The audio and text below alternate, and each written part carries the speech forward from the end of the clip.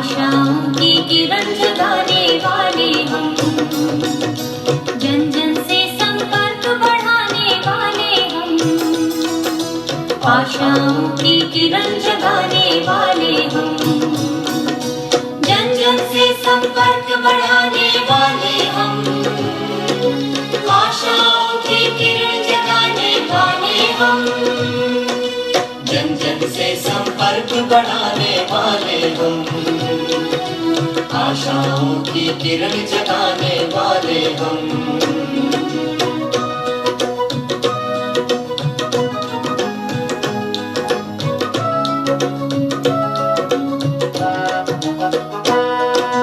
नगर नगर ये ग्राम और ये गलियारे, भरने इनमें नवजीवन के उजियारे।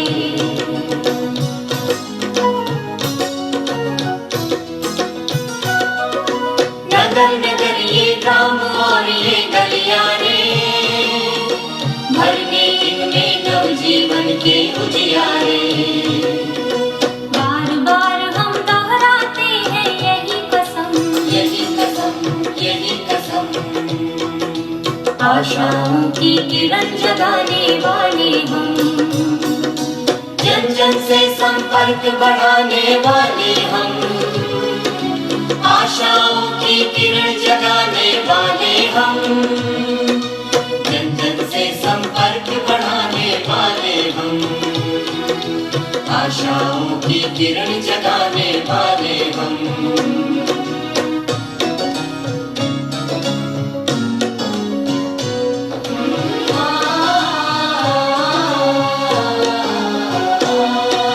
हमें हटाना घर घर से अंधियारा है, हमें तोड़नी पाखंडों की कारा है।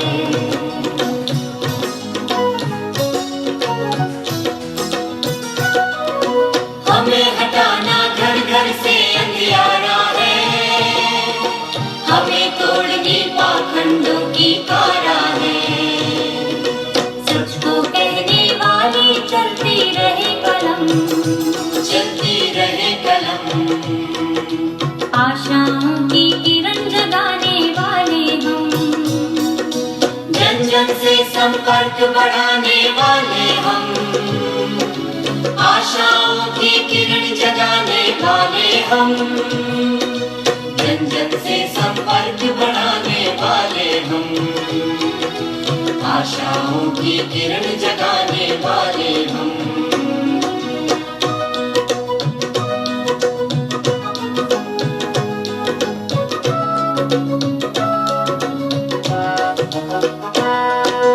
कदम मिलाकर नर नारी सब और बढ़े, ज्ञान और विज्ञान नए सोपान चढ़े।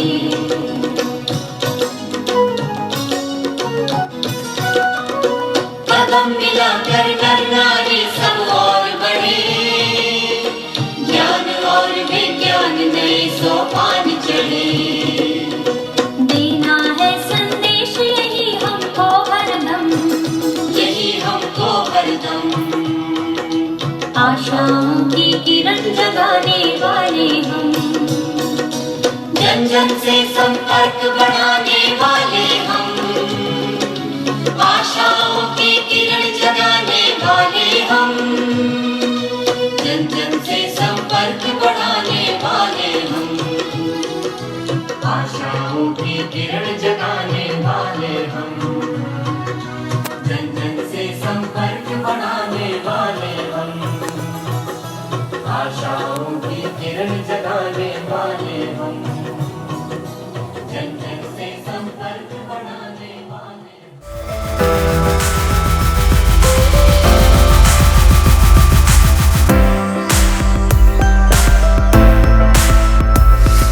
Good evening, everyone, and welcome to this wonderful orientation program organized by Public Relations Society of India. And I'm glad that they've given me this opportunity to connect with students like you. And I'm Albeena Abbas, by the way, and I'm going to talk about new media technologies, the contemporary new media technologies today. So contemporary new media technologies is my is the topic for today. And we'll be talking about various aspects of new media. But before that, let me talk about what new media is, why new media is a new media, or why when new media was actually, it emerged, it was called as new media. So basically, this is something that which uses computer technology, which uses all kinds of codes and bits and all those kind of things. So when this media emerged, people realized that this is different from the traditional or the older media. The traditional media, which included newspapers, magazines, books, and television, radio, all of this is considered as traditional media because it was there, way back. I mean, years ago, it all emerged and people were so used to it. And then this new kind of media occurred.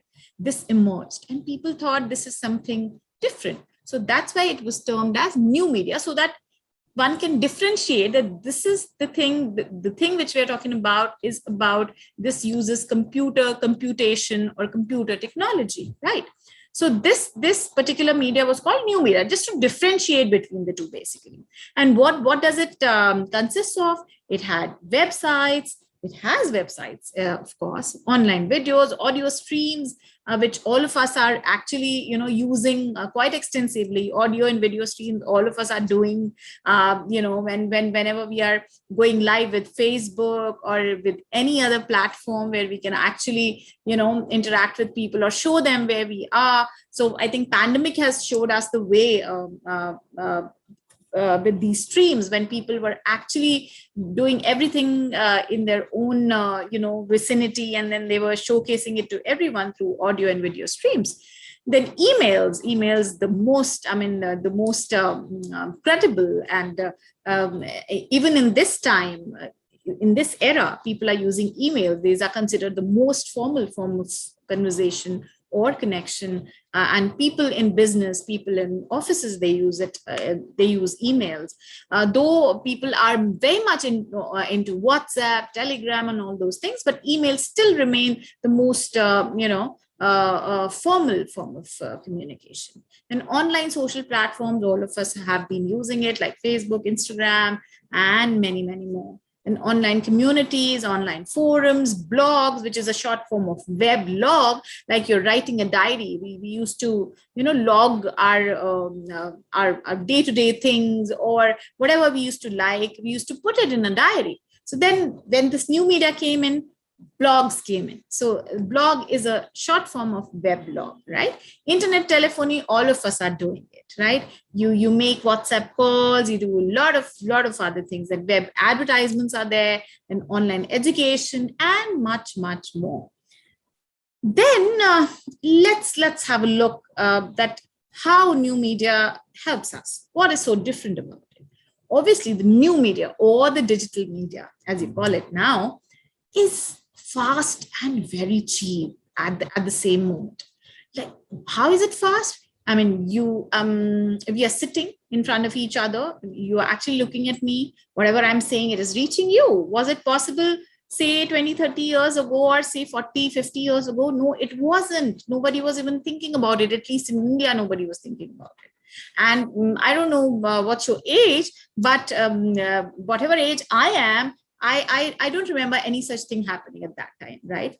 So it is accessible, obviously. Decentralized is something where you can understand it like that. There's no particular company or organization which is actually basically ruling it or controlling it. So this is an entity which is being run by a lot of people. This is a web. This is when hundreds and hundreds of people come together, then the new media comes into picture. It is democratic. Obviously, there's nothing like that. If I have a bit of cheaper kind of laptops, I cannot use it, or someone having a 2 lakh rupee laptop can use it. So it is democratic that way. It is equal for everyone. The kind of feed that you're getting, the kind of speed you're getting, if you're paying for that particular speed, you will be getting it, right? Flexible. Obviously, you can use anything and everything at whatever time you wish to. There's no fixed timing to it. Whenever you want to access it, you can access it. and it is rapidly changing. Now, this is one thing which is very, very, very, I won't say problematic, but yes, everything changes, in just, you're just sleeping in the night, you wake up in the morning and, huh? This changed. Now there's new iPhone, there's a new technology, there's a new software, there's a new version of Windows, there's a new Mac which has come into picture. Oh my God, this is changing really very, very rapidly. So, and it is massive as well. So massive, I mean, crores and billions and trillions of people are using it. So obviously it is massive. So now let's have a look at the datafication of our lives. Now, how datafication is happening? Datafication, that means the digitalization in our lives. So we are doubling the amount data created in the world every 2 years. So if we look at in a single minute, what are the things that we are doing? In one single minute, we are sending 156 million emails in one single minute, all over the world, of course. 900,000 logins, new logins are being received on Facebook every single minute. Then on Twitter, 450,000 tweets are posted every single minute around the world. And then 15 million texts are being sent every single minute. So when we are talking about a minute, we're talking about just 60 seconds. So these many things are happening every 60 seconds. So where are we going? I mean, we are under the complete siege of this digital world, this digital media, isn't it? So can I ask that if you weren't able to find your phone somewhere, how do you feel? I don't know. Don't even ask me, because it's such a bad time it is. I mean, such a trying time it is when I'm not able to find my phone. So today, what we are going to talk about are certain technologies which every media student, or for that matter, every student who are getting into this world should be knowing about. Now, this is virtual reality, augmented reality. I'll be talking about all these things in detail. Then voice assistance, artificial intelligence, machine learning, deep learning, blockchain, Internet of Things, which is also called IoT, progressive web apps, then 5th generation technology. So all of these things I'm going to talk about today. So let's first start with virtual reality. So if I may ask anyone, have you heard about virtual reality? So I think almost everyone would say, yes, we've heard about it. We've seen it in the cinema halls and in various malls. You can find these smaller, virtual reality, small halls where you can actually watch a, 10 minutes, 15 minutes kind of movie, or you can even have, smaller VR gadgets which you can actually bring into your home and you can actually enjoy the virtual reality. So what is virtual reality? So virtual reality is something virtual is something which is not real, but very near to reality. That means something happening and it looks like it is happening for real, but it is not. So it is very near to reality. Now, how it all started, how virtual reality started. I mean, when it started, definitely it was not for entertainment. So what was it there for? So it was there, firstly, it was there to train the astronauts. Whenever there was a space mission, why do astronauts need to train in a virtual reality environment? Because whenever you're going up there in the space, there's no gravitational force. So you're actually flying, you're not doing anything. You're just flying. I mean, you actually cannot stand still even if you're not trained before going there. So that was a question before virtual reality environment. That was the biggest question, how to train people to go up there. Then this environment was made, which was a virtual environment, which was very much similar to how it is in the space. So then a virtual reality environment was made where there was no gravitational pull. There was no gravity at all. There was a zero gravity environment which is made, and the astronauts were trained in that particular environment. So that was when the virtual reality actually came into being. And virtual reality, why? Because it was a real kind of environment which was made at Earth just to train people. Now, this was one. Another thing where virtual reality was a great success was training the soldiers, the people, the mariners who were in the submarines. If you've heard about submarines, submarines are big ships kind of things which are actually submerged in water. So the people who are staying in the submarines are trained for that, because they cannot see land for, say, months. And I mean, they might not see the sunlight for months. So, and they are submerged inside the water. So they are under a pressurized environment. So it can be very depressing, or it can be very suffocating for certain people if you are not trained to be there. So then this virtual reality again came for rescue, and the submariners or the mariners were, trained how to stay, what to do when you are inside these submarines. So as I told you, the definition of virtual is near, and reality is what we experience as human beings. Something which is very, very real, looks like real, is virtual reality. So there are two types of virtual reality. One is immersive virtual reality. The second is non-immersive virtual reality. So let's have a look what is immersive virtual reality. When we are talking immersive virtual reality, so do you have a VR gear at your place? Or if you've experienced it in a mall, when you are actually wearing this gadget, which this man is wearing, and you are actually, looking at something, and you feel like you are actually there. You're on a roller coaster. You're sitting on a chair though, but you feel like you're on a roller coaster and going here and there and doing whatnot. So here, with this immersive virtual reality, you can actually move around with this. You feel like that you are in that particular environment, and you can move around. You can move around and experience the environment through immersive virtual reality. And these gears are quite these are very cheap these days. I mean, you can get it for $1,000-$2,000, and you can actually enjoy this virtual reality environment. So this is immersive, where you are actually in that environment, and you feel that you are there. You are a part of that particular environment.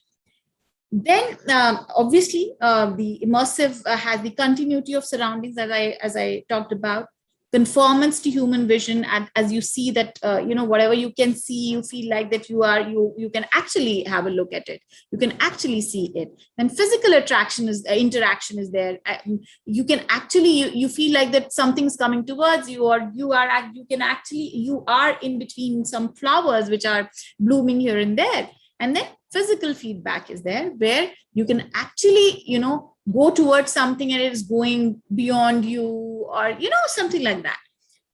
Then comes the non-immersive virtual reality. Now, non-immersive virtual reality is also very, very interesting. Now, how is it interesting?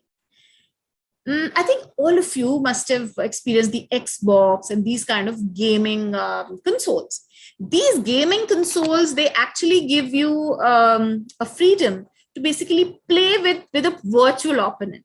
As you can see in the in this particular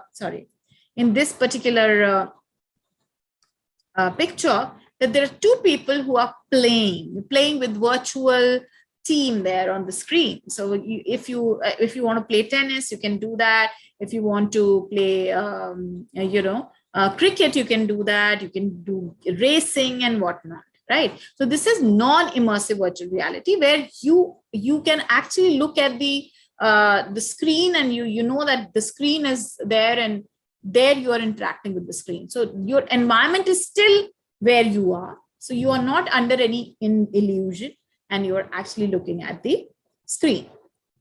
Now, large displays are there, but they do not surround the user, as you can actually have a PSP, and there you can see that you are actually playing a game. So this is again non-immersive. virtual reality. Then let's come to augmented reality. Now, this is something very, very new these days. Very not new, but very popular these days, because everyone. I mean, there are certain technologies where you can actually click a picture of your place, of your home, of your drawing room, and you can actually place a chair which is there in the shop, and you can actually place it there in your own environment, and you can have a look how it looks like. There are many games students are playing, small children are playing, where you can actually focus on that particular thing and it comes alive. That is what augmented reality is. It gives you a 3D output of a normal small piece. Like you can see there's a phone lying in there and there's something coming out of that phone, right? So that is only the 3D thing that you can actually see. It looks like this is coming out, but it is not. So augmented reality is basically a combination of a real scene viewed by a user and a virtual scene generated by a computer that augments the scene with additional information. Like you can see the example that I was giving you. If you can see the picture there, it's your room. You've clicked the picture of that room, and now you are actually putting the couch or the wing chair just to have a look that how will it look like, right? Then let's move on to where the augmented reality is being used. Now, medical training. How medical training augmented reality is being used? Because not every time if you have to show somebody how the heart pumps the blood, how it gets the pure and impure blood, how they get separated. So they can very well, I mean, in hospitals, they can actually dissect a body, and they can actually take out the heart and they can show them, see, this is the heart. But how does it work? How will they show that? So for that, these augmented reality have come to their rescue. So they when they wear that those glasses or the virtual reality thing, then all of the system comes alive. So whenever they want to touch something, they can actually touch. I mean, virtually they can touch it. If they want to see that where the blood is coming from, they can touch there, and they can see the flow of the blood. So medical training, it is a big innovation in the medical training industry, and it is really going great guns. Then retail, I just showed you that if you want to put a furniture in your place and you want to have a look, ki lagega kaisa yaar? If I buy something, say if I'm spending 50,000 rupees, then I want to see that how will it look like. So because we cannot take our home to the shop, so we can actually bring in through augmented reality, we can bring in things, and this is how we can actually have a look at how will it look at our place. Design and modeling. Obviously, you can actually make models, actually can see things, and you can actually design, you can do the interiors and show somebody how will it look like, all these kind of things. And tourism industry, obviously, if you want to have a look what a place looks like, if augmented reality is there, then you can actually give the person who is willing to visit some place, then you can actually give them a fair idea about how a place looks like. Classroom. Now, classroom, as I mentioned about medical training, the same happens in the classroom. There's smaller things, even the smaller children are being benefited with this, that if they want to learn something, if I tell you something works like this, just like this, or with a picture there in front of me, then you might not be able to understand what I'm talking about. But if you have a 3D model which moves around, it would be easier for you to understand, right? Then there are entertainment purposes and public safety, all of these things where the augmented reality is being used. So quickly, I'll just show you a video, enjoy the video, and then I'll come back again. Immersive technologies comprising of virtual reality, augmented reality, and mixed reality are amongst the fastest growing and fascinating technologies today. So what is immersive technology? To put it in a nutshell, immersive technologies create or extend reality, and this is done by immersing the user in a digital environment having applications in different domains. This technology is gaining momentum with every passing day and hour, transforming and helping us reimagine the future. Let's start with virtual reality. Virtual reality uses VR headsets to create a simulated environment and helps an individual to immerse into it to experience an entirely different reality. However, the historical journey of virtual reality began back in the 1800s. This marvelous idea has been evolving from the time practical photography came into existence. Morton Heilig invented the first VR device called Sensorama in 1957. His multimedia device, the Sensorama, is considered one of the earliest VR systems. However, the term virtual reality was coined later by Jaron Lanier in 1987 during his intense research on this evolving technology. A lot of companies are investing billions of dollars in the VR sector. Some of the best VR products are Oculus Quest, Nintendo Labo VR Kit, Sony PlayStation VR, Lenovo Mirage, and many more. These gadgets enable an individual to immerse in a digital environment to experience a world which is different from reality. You might think VR is all about gaming, isn't it? But the potential of VR doesn't stop there. It is revolutionizing many other industries like education, military, medicine, and sports, to name a few. Here are some examples of VR in real life. Class VR is an innovative new concept in the educational industry which uses VR tech to raise the engagement and knowledge retention for students of all ages. Class VR uses VR headsets with a user-friendly interface for both students and teachers, gesture controls, and embedded educational resources. Facebook is coming up with a new idea called Facebook Horizon, which is an ever-expanding VR community where you can explore, play, and create. It helps you to defy physics and reality and experience the impossible. And we also have VR 360, which is a 360-degree audiovisual simulation. It allows the user to look around in any direction, just like how they look and observe things in real life. You can experience anything from standing on top of a pyramid to enjoying Tomorrowland sitting at home. Isn't that wonderful? We can't end the topic if we didn't highlight the role of VR in gaming. A great take on this is the movie Ready Player One by Steven Spielberg. The film is set in the year 2045 when the world is on the brink of chaos and collapse. But humans have found salvation in a virtual reality universe where they could make the impossible possible. Let's hear what Steven himself feels about the VR universe. World that we would someday be able to escape into. A world that, we leave our world, but we don't leave our world. We don't have to walk 5 feet to leave our world. We just have to put something over our eyes, and we are suddenly thrust into a wonderful world of someone's imagination. Next up is AR.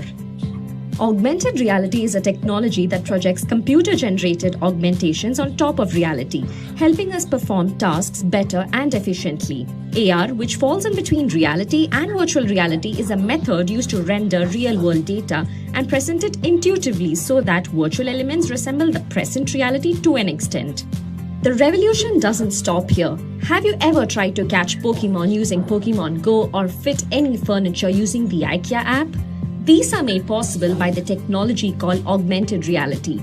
Augmented reality has seen raging in popularity over the past few years, and the revolution is not stopping anytime soon. AR is giving brands the power to provide their customers with unique experiences that can prove to be the difference between purchase and dropout. Let's have a quick look at the history of AR.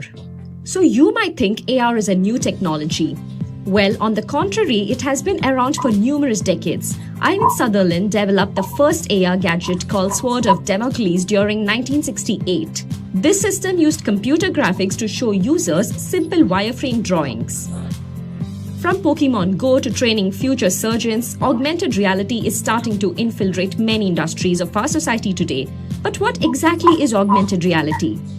Looking into the most popular applications of AR, first up we have location-based AR apps like Google Maps, which place digital directions on top of the real world and shows you where to walk. Next, we have Google Lens. It is another application that enhances the search experience. With Google Lens, you don't have to type your query anymore. Just open the app and aim it at what you want to learn about. Google Lens will identify the object and give you all the essential details about it. Then we have the Snapchat filters. These are one of the best examples of AR, and as you know, Snapchat has become a trend among the younger generations. Did you know that Mysterio couldn't have fooled Spider-Man without his AR technology?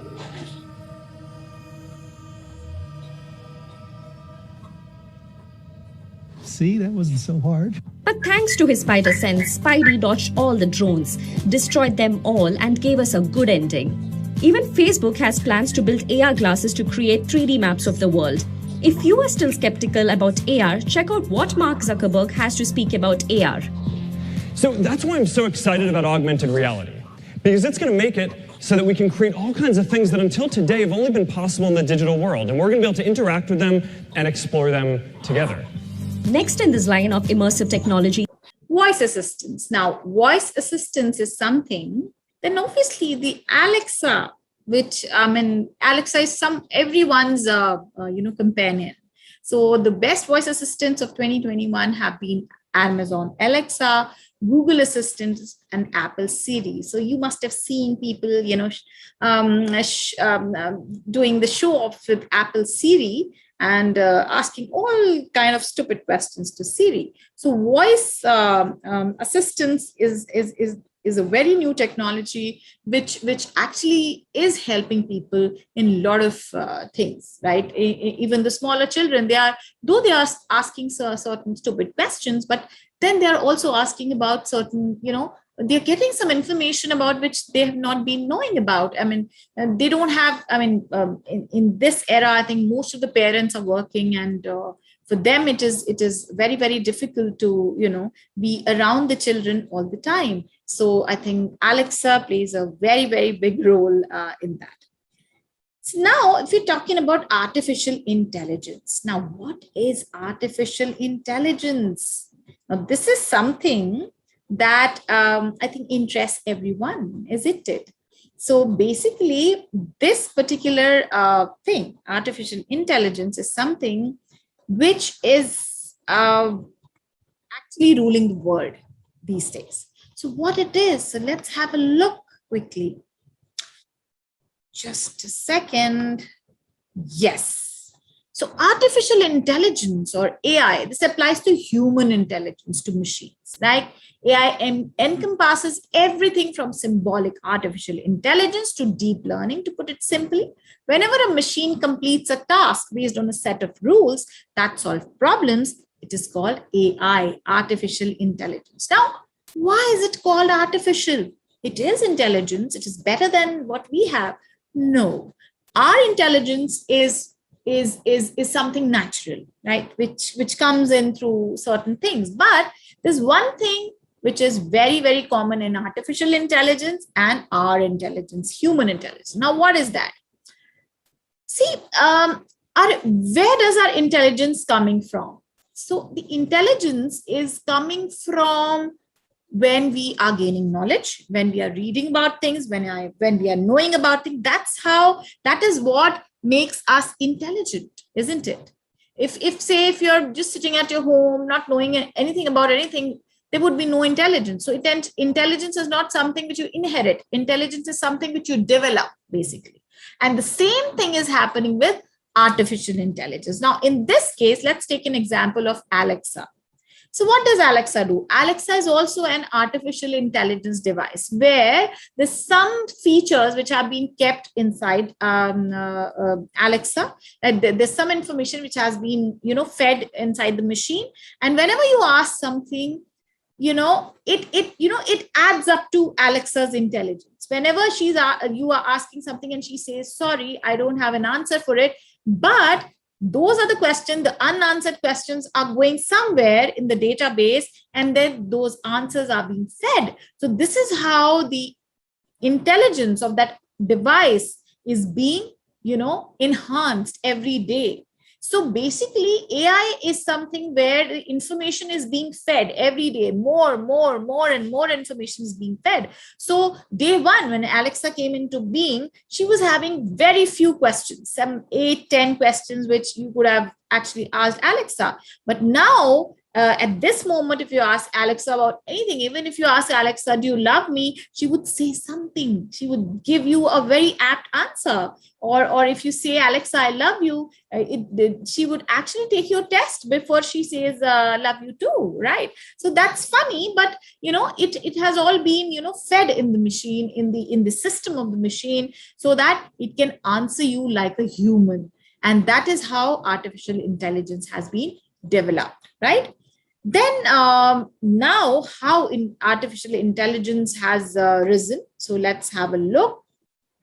The incredible rise of artificial intelligence has happened that you can actually read analyzing social media messages. So whenever you're asking Alexa, I want to see something, I want to read something which has been written today in the tweet, in the viral tweet, it'll go there, if obviously within your account, and it'll read it for you, right? It can see the facial recognition, right? And then it can speak, Alexa being able to answer you, listen. Obviously, Alexa listens to you and then answers to you, answers your every command, and gauge your emotions, affective computing. Now, your emotions, if you're sad, if you're if you say something, I'm crying, Alexa will actually give you a very apt answer, where they understand your emotions, where these machines have started analyzing your emotions, right? So this is dangerous also in a way, but this is good in a way too, because a lot of people these days live in nuclear families, and people are not having time for each other. So these machines are going to help them. This is sad but true.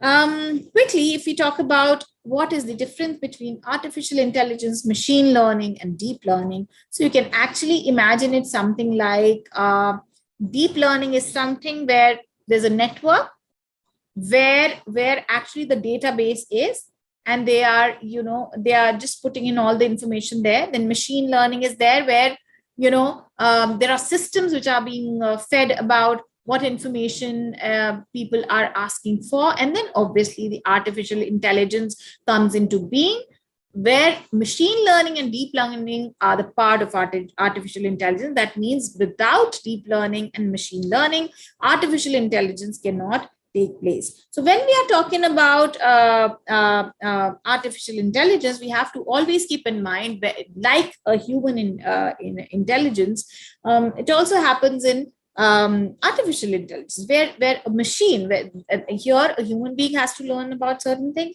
there a machine has to learn about everything to be able to answer the people about it, right? So quickly, let's have a look at a small video to give you a fair idea about how it looks like.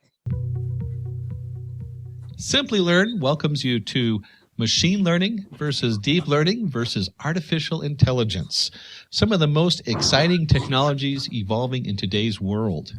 My name is Richard Kirshner, and I'll be hosting this talk for Simply Learn. Before we start covering the basics of these three topics and how they connect and how they are different, let's just look at a few examples so we get an understanding of what's going on. Here's an example of artificial intelligence in today's world, Amazon Echo. Amazon Echo is a wonderful tool. We can go in there and you can say, hey, Alexa, what's the temperature in Chicago? And the Amazon Echo then translates that into zeros and ones and something the computer understands. Then it comes in and processes that information to identify what you're asking and what you need and where to get that information. And then it comes back and says the current temperature in Chicago is 6 degrees Fahrenheit or whatever it is at the moment. So this is a wonderful example of artificial intelligence that we're using right now today and where that's at as far as a commercial deployment. Machine learning. The machine learning example out there is Google. You're on your Google search engine. It comes up. You spend a lot of time on the first link you come into and you read the page. And Google looks at that and says, okay, he spent 5 minutes on this. Let's give it a thumbs up. And then you go to the second page and the third page, you just kind of skip over them and glance at them for a couple seconds. And Google says, I wasn't interested in those pages. Let's give them a thumbs down. So this is a good example of machine learning as it starts guessing what you like and what you don't like. So it gives you more information along what you're going to read and actually use. And then we have an example of deep learning. In this example, we have a black and white image. It comes into, in this case, a neural network. Some people like to call it a magic box because it's hard to follow all that's going on in there. There's all these different weights and connections and nodes. And then it comes out and colors the beach ball, the people, the background. What's going on in here is the black and white image goes into this neural network. And before it's ever gone in, the neural network has looked at all these different pictures on the web or wherever it pulls the data from. And it's already itemized them and kind of separated them that we have some that look like beach balls, we have some that look like people, and it programs that so that when the black and white image comes in, it goes, okay, that piece right there resembles this and all these other photos. And the neural network is able to identify that and then color the beach ball with the colors that you see on there. So it gives it this is really wonderful because they did a wonderful job coloring this picture. And that's the full setup is where the deep learning example comes in, and they usually center around neural networks. So we looked at a few examples. What's in it for you? First, we're going to talk about human. Now, blockchain is one technology which is very much popular with the kind of businesses or the organizations which require a lot of security with their data, So if you can name a few of the organizations which might require data security, the very first name which would come to your mind would be, I tell you what, be banks, right? The banks where your money is kept, or the hospitals where the patient's data are there, right? Or there could be, very high level defense, departments where you are keeping all the data which is not to be shared, which is not to be compromised with anyone. So basically, what does blockchain do? So to put it simply, it is a technology. It is a technology that allows both the businesses and individuals to make instant transactions without any middlemen, such as banks. So the biggest advantage is that blockchain transactions are completely secure and can be kept as a record of what has happened. Now, how these blockchains are basically secure. So blockchains are something where there are multiple people within that chain who are responsible to give permission for a certain file to be deleted, for a certain file to be read. So there'll always be a record. If someone gives a permission, if someone reads something, there'll always be a record. There would not only be just one person or two people who are basically holding it. So you need to understand, to make something secure, you have to have a lot of people responsible for it, right? A lot of people who are responsible people, who are authorized people, right? So when we talk about blockchains, so blockchain technology is a very practical solution, as I told you, about the security of the data. So a problem of storing, authenticating, and protecting data, that was a big problem, because you must have heard a number of times that data is being compromised, something happened. Now all the data of various users, of various bank users or the app users have been compromised. So 90% of major European and North American banks are exploring blockchain solutions. Now these are expensive solutions because they are giving you a protection against any kind of theft which is happening online. So where would these blockchains are being adopted in the financial services, as I told you about the banks, healthcare, and insurance, where the information or the data or the information that a person provides is of utmost importance, that it should be protected, because these are all personal information that a person has actually provided to the bank or to the hospital or to the insurance agent about them, right? So now how it is beneficial that it is self-managed. There's no one person or organization in charge of the entire chain. So this is much safe to use, and less chance or almost no room of any compromise as far as the data is concerned. So let me show you another video so that you can actually have a look and you can understand what it is all about.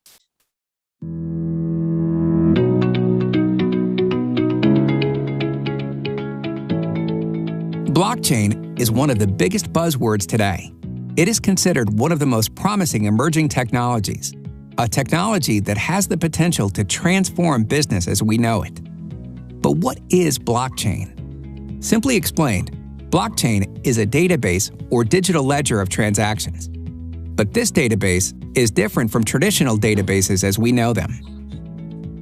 In a traditional database, data is stored on a centralized server with a single authority empowered to change or delete the data. In blockchain, the data is shared across a network of computers that all run on a special software that ensures all data remains identical. That's not all. Data is secured using cryptography and can only be changed by people authorized to do so. Before we delve further into how blockchain technology works, let's start by understanding what a block is. A block is a piece of information that is made up of data.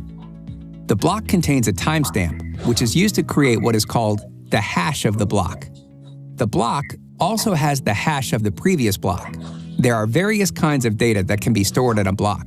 The data can be related to medical records, election information, smart contracts, or land records. The hash is the unique identity of a block, much like the fingerprint of a human being. Every block also contains the hash of the previous block. This is what creates a chain of interconnected blocks and gives this technology its name. Every time a new block is added, a timestamp is added to all the transactions. So, how does blockchain really work? Let's take the example of Bob. Bob wants to buy a house. He finds a house that he likes and decides to buy it. When he buys the house, the owner, Tom, has to sign a document that says Bob now owns the house. Tom also has to provide proof that when he bought the house, the previous owner signed a similar document giving him ownership of the house. This document also has to be given to Bob for his records. In essence, the house has to have proof of the chain of ownership all the way to the beginning. Blockchain is like that. For each unit of the chain, there is a cryptographically verifiable chain of the history of ownership. In blockchain, the registry is distributed to everybody. This means that anyone can verify, at any time, how many units are in circulation, who owns them, and what the history of their ownership is.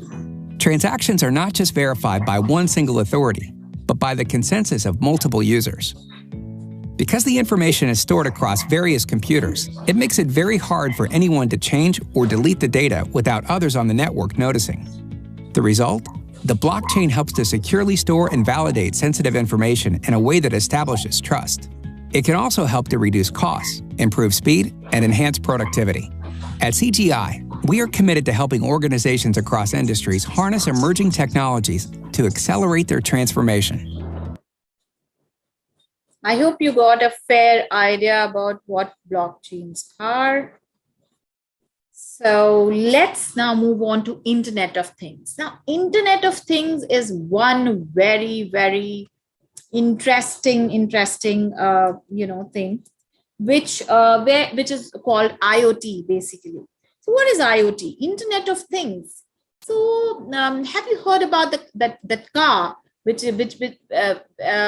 MG Hector one, which has written on its on the rear, Internet inside.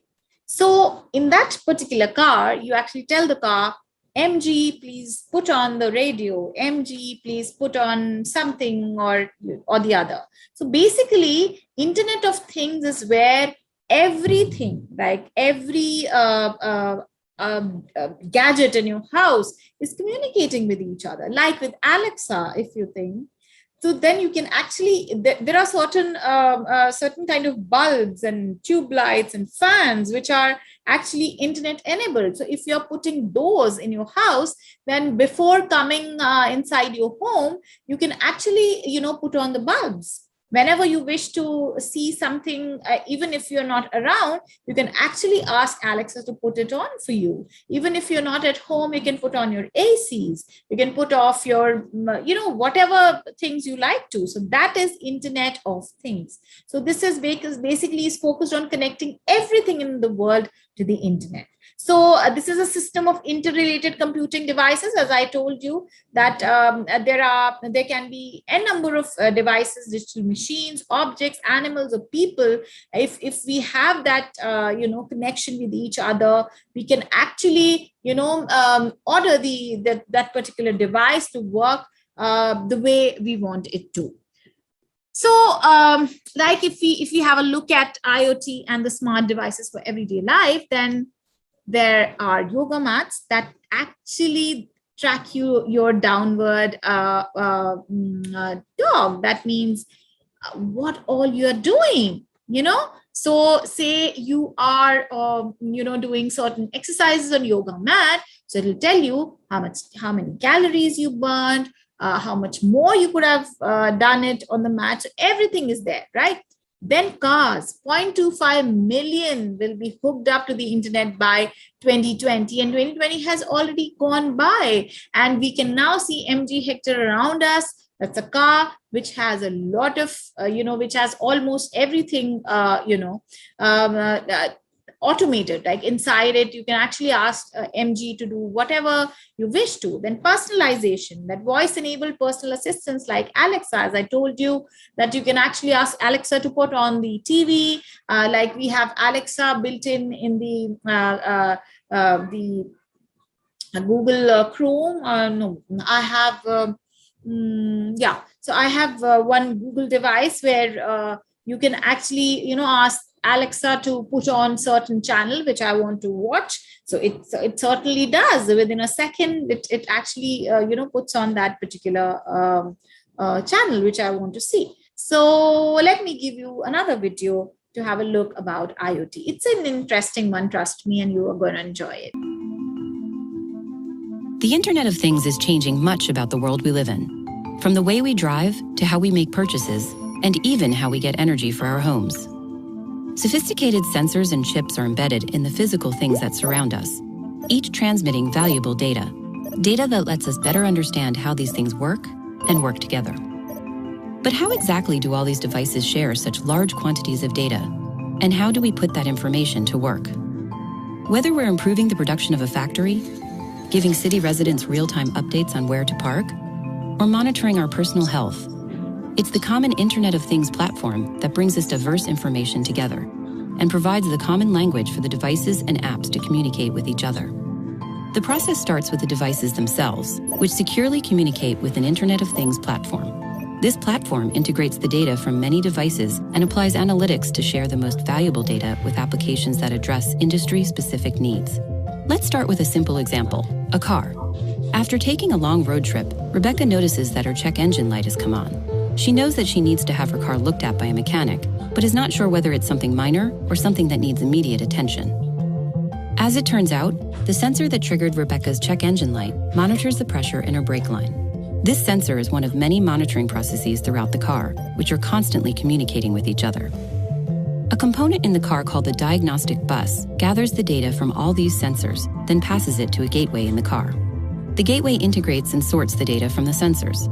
This way, only the most relevant diagnostic information will be transmitted to the manufacturer's platform. But before sending this organized data, the car's gateway and platform must first register with each other and confirm a secure communication. The platform is constantly gathering and storing thousands of bits of information from Rebecca's car and hundreds of thousands of cars like hers, building an historical record in a secure database. The manufacturer has added rules and logic to the platform. So when Rebecca's car sends a signal that her brake fluid has dropped below a recommended level, the platform triggers an alert in her car. The manufacturer also uses the platform to create and manage applications that solve specific issues. In this case, the manufacturer can deploy an application on the platform called the Asset Management System. This application oversees all of their customers' cars on the road, as well as all the parts in their warehouses. It uses the data from Rebecca's car to offer her a potential appointment time to service her car, directions to the nearest certified dealer, and a coupon for the service. What's more, the app will ensure that Rebecca's brakes are covered under her warranty, that the correct replacement part is ordered, and then sent to the dealership so it is ready when she arrives. But the manufacturer's analysis does not stop there. They have also deployed a continuous engineering application that tracks not only Rebecca's car, but hundreds of thousands of others, looking for ways to improve the design and manufacturing process of the car itself. If the same problem in her brake line crops up in a critical number of other cars, the manufacturer uses applications custom built for the automobile industry to pinpoint the exact problem. They can see if these cars were made at the same factory, used the same parts, or came off the assembly line on the same day. So what do all these pieces add up to? Streamlined inventory management for the dealer, a better, safer car from the manufacturer, and for Rebecca, It means she can be back on the road faster and get to where she's going safely. All thanks to the Internet of Things. Interesting, isn't it? I really loved the concept of Internet of Things, and I hope you also liked it. So now quickly, let's move on to cloud computing, which is a very, very common thing these days. What is cloud computing? Let me tell you in very, easy words. Cloud is something like, we used to store all the information inside our computers, right? So if we're using it personally, even then we have to, buy a external hard disk or something just to store the data, because over the years we have a lot of things to store in the system. So we needed to have something where we can actually securely put our data into. So then cloud computing came into being.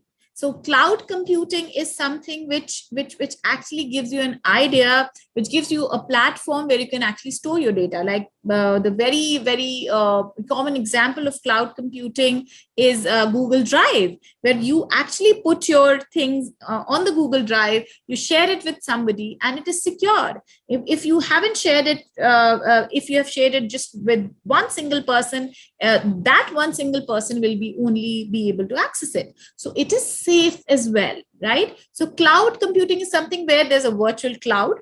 There's a cloud, like a cloud has some water stored in it, like we say, or like we have always heard that, the clouds have water, and then when the clouds come, the rain occurs. So something like that. Here, this cloud actually stores the data.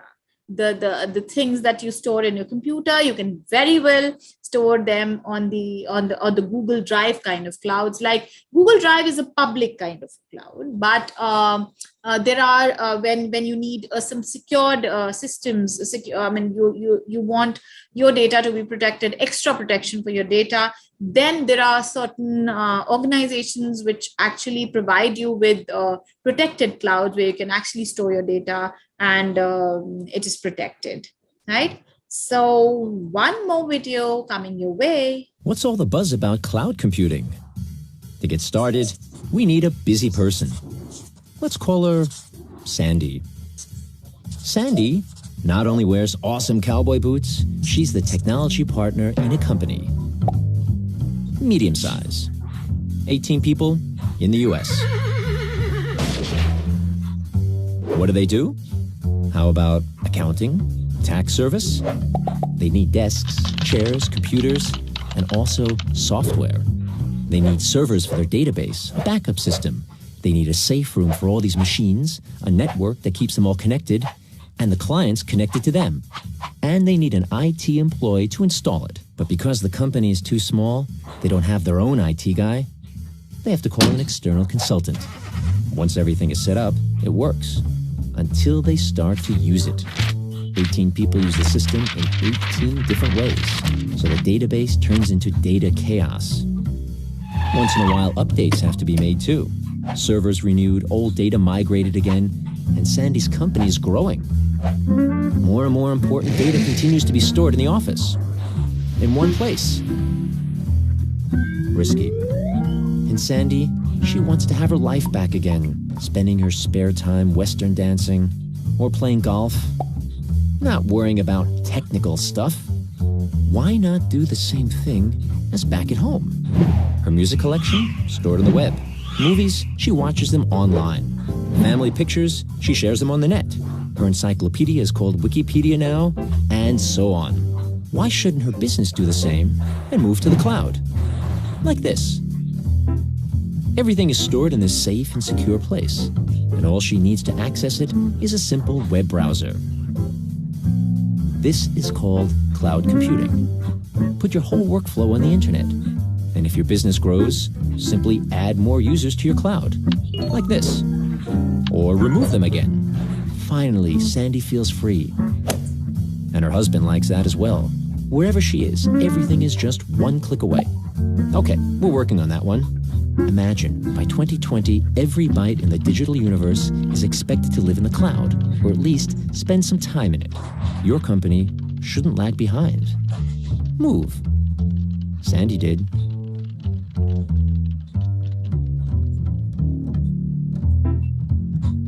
Okay, so you got the idea about how it all happened, isn't it? So you now got the idea about cloud computing, and now is the time for big data. Now, big data is something which is you can talk about when we are talking about cloud computing. There's lots and lots and lots of data which is coming in and going out. So big data is something which tells you about the same. The time of spreadsheets is over.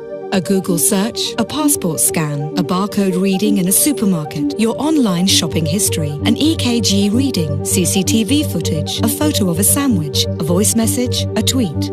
All of these contain data that can be collected, analyzed, and monetized. Supercomputers and algorithms allow us to make sense of increasingly larger amounts of information in real time. In less than 10 years, CPUs are expected to reach the processing power of the human brain. A survey done by the Global Agenda Council on the Future of Software and Society shows that people expect artificial intelligence machines to be part of a company's board of directors by 2016. There is a good chance that in 15 years, your job is going to be performed by computers, since decisions once based on experience and intuition will be made through machine analysis of massive amounts of data. Think about a vehicle that is able to read its environment and react accordingly, much like a human driver, but also analyzing other sources of information that will make the trip safer, faster, and more efficient. Analyzing vast amounts of medical data from different locations and demographics will allow to determine which conditions improve the effectiveness of certain treatments and which don't. Big data analysis will reveal patterns and connections that will vastly improve most human activities. But it will also create very detailed profiles for all of us, including information that we'd rather keep private. Will big data make privacy obsolete? Or will it bring transparency, accountability, and progress?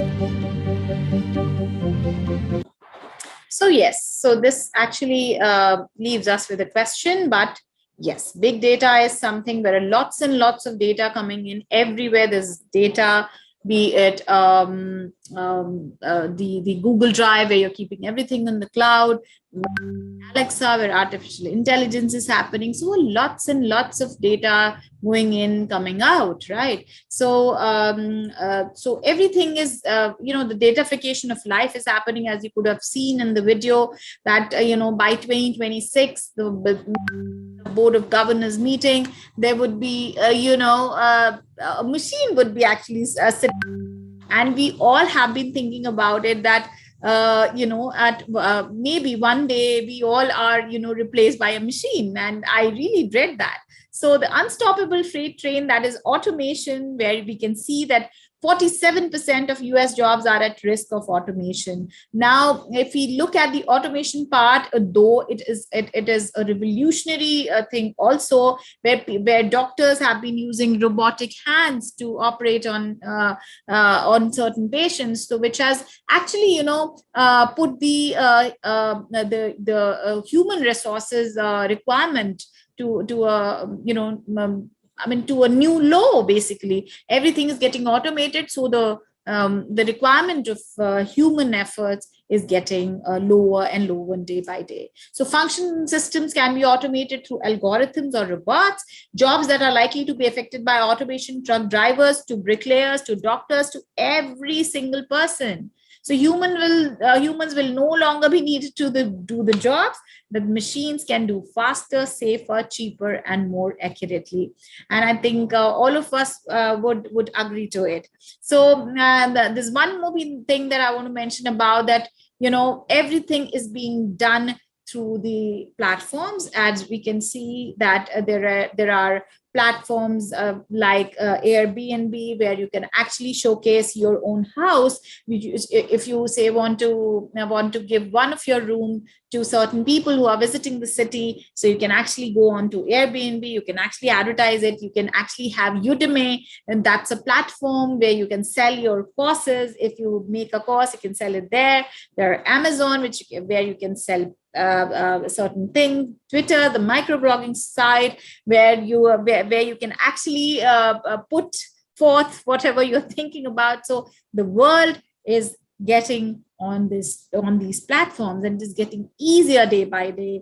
Those days are gone when people used to think about, okay, I have to go to the shop to buy certain things, but it is not happening now. So the last thing I'm going to talk about is advocacy marketing. So advocacy marketing is something which actually deals with the Amazon and all those things which we are actually buying things from. So advocacy marketing, why I chose this topic as well with whatever the technologies. Why? Because this one thing has improved the purchase experience of the buyers, and also it gives you a fair idea about a certain thing which you are going to buy. Say, for example, if you're going to buy a particular dress, say, for example, you have to go to a party, you want to buy a dress, then you would see that, okay, it has some reviews to it. So it has been given 4 stars or 5 stars. So you go and have a look at the reviews which have been given, and then you see, oh, okay, so this is not good for me. This is not good to buy because the reviews are pretty bad, or reviews are extremely good, then you are going to buy it. So this is what advocacy marketing is, which is also, gaining popularity day by day. So if I think all of us are experiencing this whenever there's a person who's delivering some goods to you, whenever you are buying something from a certain platform, they want you to, give them 5 stars or the topmost stars. Even if you're calling a person from Urban Club, the person wants you to give them the best rating, because this is what works. If my rating is bad, then maybe certain people would not be taking me for their services. So I think we are at the end of our today's session. So if we take into account 2016, a lot of things were happening where mobile web usage overtook web usage through traditional computers. So it happened way back in 2016. Then in 2018, all businesses are integrating their products with the likes of Siri, Alexa, and Google Assistant. And 2020 is gone by. We are into 21, and most of the searches, more than 50% of the searches, are voice searches these days. And even a 5-year-old in my household can search for things which I'm looking for all the time, and she can just she doesn't know how to type, but she would actually talk to the Google Assistant and tell them what she's looking at, if it's a poetry or it's a cartoon character or a Spider-Man or whatever, right? So this is it for today. And I hope you all must have enjoyed this session. And I also enjoyed it a lot. And take care. Thank you for being so patient. Thank you for listening to me. And thank you, Public Relations Society of India, for giving me this opportunity once again. So thank you very much, guys. Thank you and take care.